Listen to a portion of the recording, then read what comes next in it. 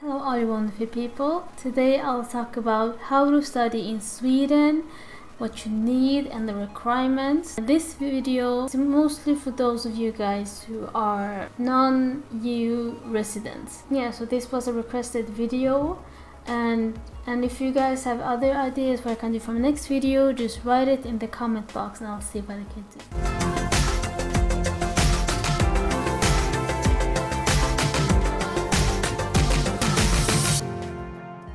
Get into it. So the first thing you need to know is to find out which course you want to study and if it's a course in English. Most of the universities don't provide their courses in English. I don't know why that is. Maybe because there aren't enough foreign students applying for the universities, or there aren't enough teachers who are willing to teach in English. I don't know.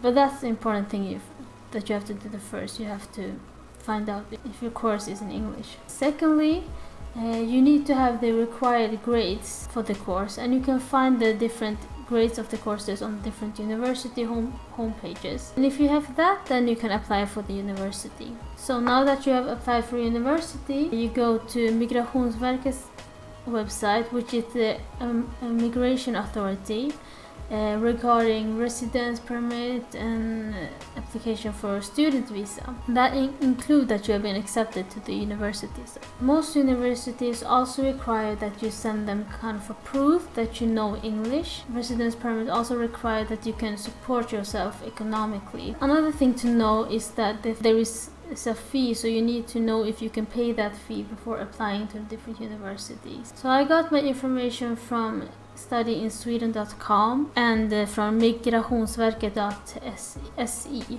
and the links are attached in the description box. So I hope this information was helpful for you guys. If you have other questions or anything, you can just write it in the comment box. So see you in the next video. Bye bye.